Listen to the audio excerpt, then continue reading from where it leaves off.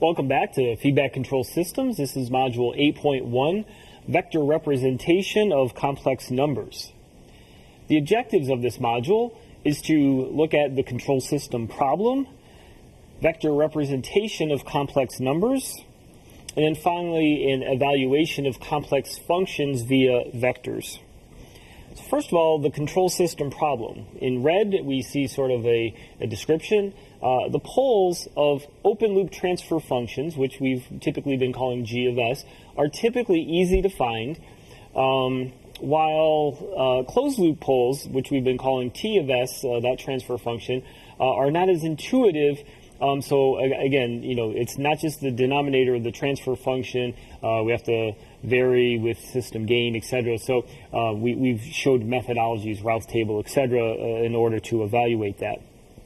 So looking at a system that we have here, we might have some sort of input RS, output CS, etc. here, what we call our forward transfer function, G of S with some gain K, and then some feedback transfer function H of S. Oftentimes we show unity feedback, but we've also showed you techniques where we can bring this sort of up here into some sort of equivalent closed loop transfer characteristic, either as shown here or potentially with the unity feedback, depending on how we want to represent it. Okay. Now, when we look at this, our G of S term right here is going to have some numerator and denominator. So we'll call it N for numerator, D for denominator of the function G, or similarly down below for H of S, the numerator of H, the denominator of H. So we're just going to make some generic definitions, and then what we can do is substitute that into our closed loop characteristic as shown here, and then write that out. So I'll leave that again for you as an exercise, is make those substitutions and then calculate the T of S as shown here. And what you'll see as I look at that, the transfer function is a function of K. But then as we look in the numerator, I have the closed loop system numerator is made up of the numerator of G and the denominator of H. Okay, so that's very important. So as I look at that, the closed loop zeros in the numerator, they depend on zeros of G of S, and again, zeros are the numerator of G of S, and poles of H of S. Poles are in the denominator of H of S. So that's very important, where the closed loop zeros depend. And if we look at the denominator of T of S, the closed loop poles are going to depend on what? System gain, K, and pretty much the numerator of G and H and the denominator of G and H. So it's made up of pretty much everything, right? So we can't just look at, again, as we mentioned up here, we just can't look at the open loop characteristic G of S and basically really have a definition of stability. We have to look at it, sort of everything. And so in this section, this module family, this 8.2, 8.3 future modules coming up, we're going to look at a technique referred to as the root locus method as a way to visualize how poles migrate as we vary K. And we had seen that sort of previously where we looked at poles, and then as we varied gain, maybe they came together and then they split apart and then eventually maybe go in the right half plane, etc. So we've already sort of looked at that conceptually. The rest of this module really starts to look at the math starting to get the root locus technique up to speed. Okay, so the next slide here shows the vector representation of complex numbers, and I think we're probably generally pretty comfortable. So let's start with a review. In the S-plane, I can either view numbers in a polar or rectangular coordinate system. So in the S-plane, we typically call the real axis sigma and the imaginary j omega. So if I have a point here, for example, sigma j omega here, I could express it here in the S-plane, sigma plus j omega. That would be our rectangular coordinates, but I can also write it in terms of the vector, right? The vector m, it's the length, and what can I do is I can solve that using the Pythagorean theorem. So let's just quickly write that down. The magnitude m is going to be what? That's just the square root of sigma squared plus omega. So we already know we're on the sort of j-axis, so it's essentially omega squared. Okay, so if I know my real axis and my imaginary sort of axis point there, that height up is essentially, that's going to be the magnitude. And then the phase angle here, is going to be the inverse tangent of the imaginary part, which in this case is omega, over the real part, sigma. So the inverse tangent of the imaginary over real. This is just geometry, Pythagorean theorem, and sort of angular geometry for that. So that's how we can go back and forth. Now, over here, we can say, hey, if I happen to have this function f of s, s plus a, that kind of looks like a transfer function, if you will. Numerator, no denominator, so it kind of looks like a zero, right? A zero. And what that would do is, if I substitute in s, sigma plus j omega here for s, then I'm left with this.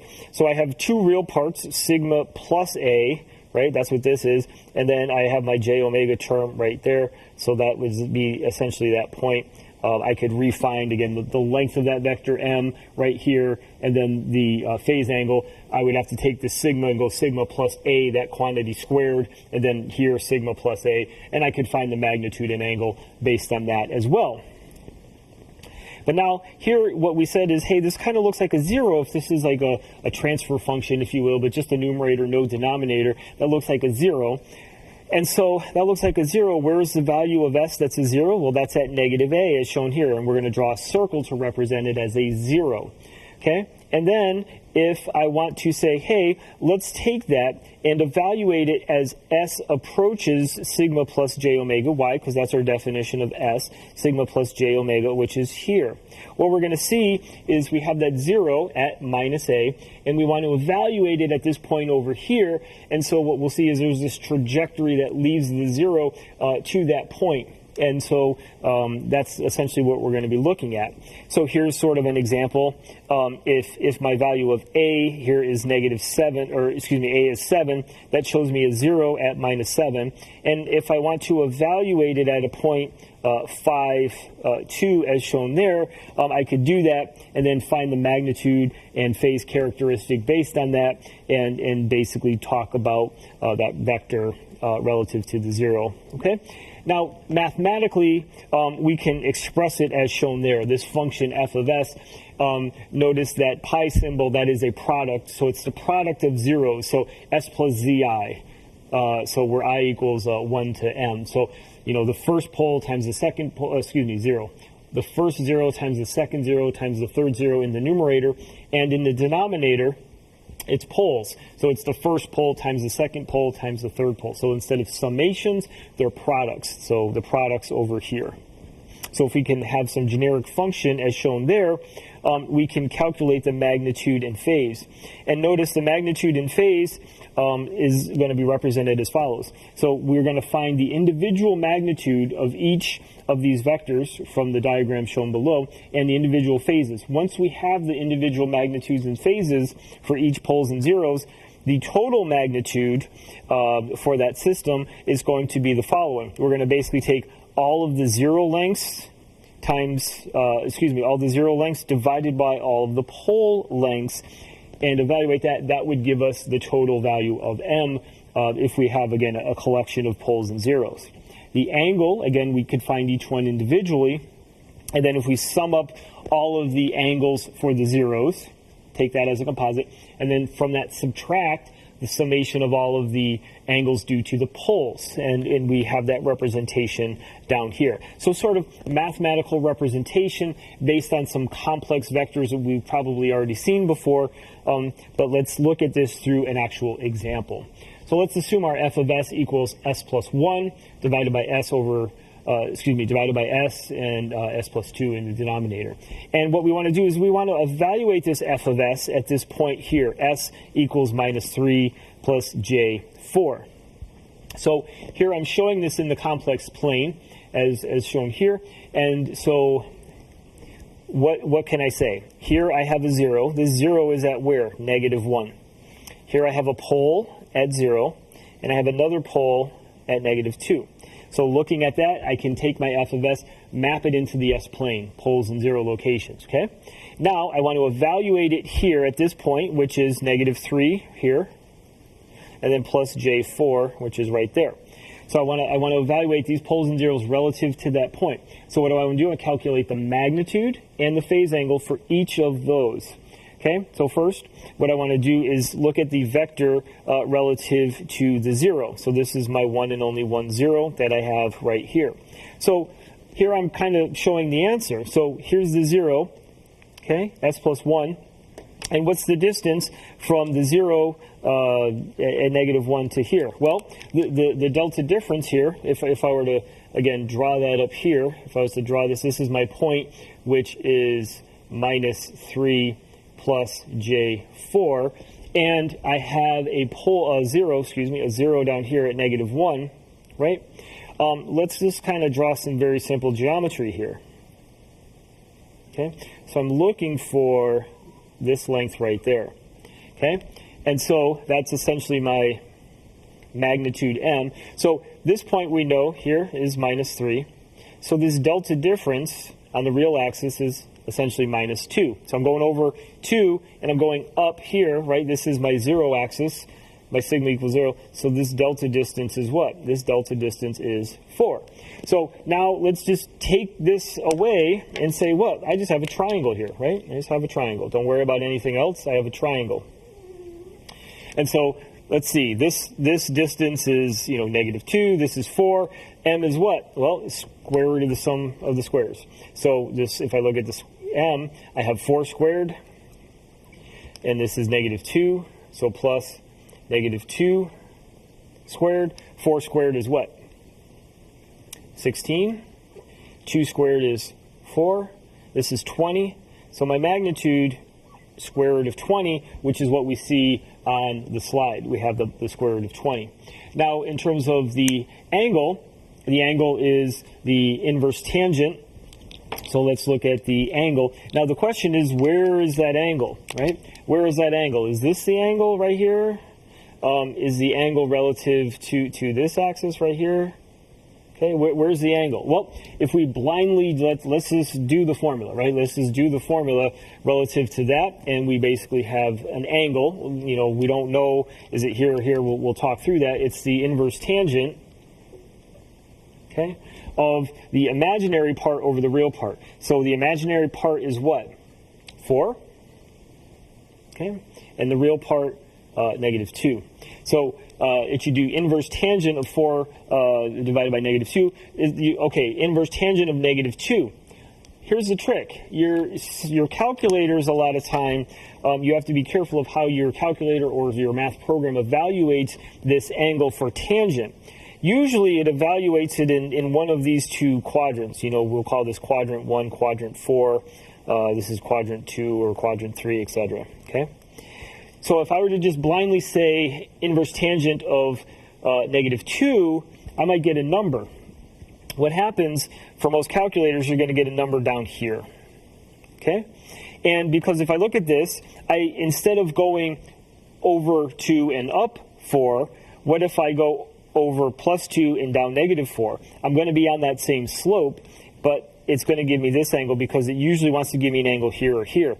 The real angle is going to be here to here. That's our theta that we're desiring relative to the real axis. So what do I need to do is I need to take this angle, evaluate what number this gives to me. Okay? And I think it's on the order of minus 53.4. I will write that down. I will take a leap of faith, negative 53.4 degrees. But what happens is if I look at that angle, it's like, well, wait a minute. I'm way over here in quadrant 2. That's giving me an angle in quadrant 4. Something's wrong. So I need to add 180 degrees onto there, and hopefully if I do my math right, I get 116 degrees, which, yes, that indeed is this angle for the first one. Okay, so I spent a little bit of time on that just to go through it. Now I could look at relative to the pole at s equals 0. Let me clear some of this ink. So now I want to look at this pole relative to 0. Well, that's here. Okay, here's this point. And if I look at it, I can go over, right? I go over how many units? 3 units. I go up 4 units. Well, Most of us know of these things called 3, 4, 5 right triangles. So the magnitude is indeed 5. And then the angle relative to here, we could do, again, our imaginary over real. This time, 4 over negative 3. Evaluate it. You're going to get a negative angle in quadrant 3. Add 180, and you're going to get this value of the angle right there. Okay? And finally, we could do the second pole at s plus 2. And then notice this angle, this triangle would be this value here, which would be 1 unit over, 4 up, and then so 4 over negative 1 inverse tangent, you're going to get a number, add 180, and then you're going to get this angle right there, 104, okay? And then square root of 17, right? It's 4 squared, which is 16, 1 squared is 1, 16 and 1 is 17, square root of 17 is the magnitude, okay? So this sort of operation here, you should be able to walk through. So now we found all of our poles and zeros, so our math definitions on the previous page, all of that contribution, the 2 poles and the 1 0, sort of evaluated at that point, s equals minus 3 plus j 4. What does that mean? The total magnitude, what do? Is I take all of my zero lengths, which in this case is square root of 20, that's in the numerator, and I divide by the product of all my pole lengths, so 5 times root 17. That will give me my total magnitude, in this case a magnitude of 0.217. And for my angle, how do I do my angle? I take all of my zero angles, sum them together, so my zero angle is 116 right there. And then I'm going to subtract the summation of all my pole angles. Well, here are my 2 pole angles, and I'm going to subtract each one of those as shown there, and that as a composite will come out to minus 114.3 degrees. The other comment about this angle, please make sure, notice I'm using units of degrees here. You may have to set up your computer or your calculator in units of degrees, or if you prefer radians, I like degrees, but if you like radians, you can set it up for whatever is more comfortable for you. Okay, that will conclude this module. If you have any questions on any of this material, please don't hesitate to reach out. Thank you.